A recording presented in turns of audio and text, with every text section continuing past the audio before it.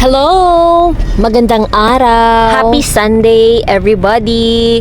And Happy Father's Day. Pero bago natin i-celebrate ang Father's Day, unahin muna natin ang pagsisimba. Pasalamatan natin ang Panginoong may kapal na lumikha ng lahat ng bagay sa mundo, lalong-lalo na sa mga tatay ngayon. Thank you, Lord, dahil binigyan niyo po kami ng mga tatay na masigasig, mapagmahal, masipag, matyaga, at higit sa lahat, nagiging sandigan namin sa lahat ng mga problema. Thank you so much, Lord, for having a good father. And my name is Asha. Whole family is here. And nagsimba na po kami. Habang nagsisimba kami, we're planning to Have a simple dinner, have a simple lunch. Yun, gagawin namin ito later pagkatapos ng Mass. At nagpapasalamat din po kami kay Lord dahil kumpleto kami ngayon at healthy kami.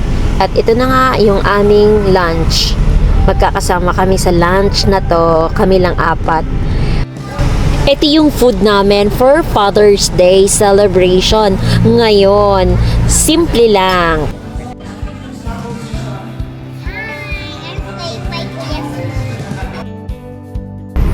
At ito nga pala yung super tatay namin sa araw na ito. O diba, ang cute-cute. Yes! Ito guys, yung inhanda namin for our lunch. Simple lang. At ito naman yung aming dinner. O, diba? Mas lalong pinasarap ang aming dinner kasama ang buong pamilya. Ito, tingnan nyo siya. Sarap na sarap siya sa mga kinakain niya, guys.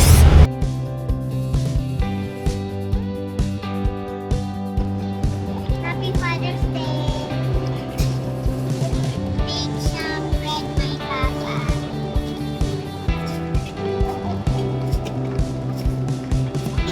Oh, so sweet.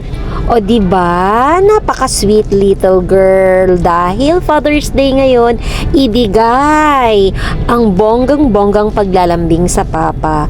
Happy Father's Day rin sa mga pogi-poging papa namin na nasa heaven na. Without them, wala din kami sa mundong ito. Happy Father's Day to all fathers out there. God bless!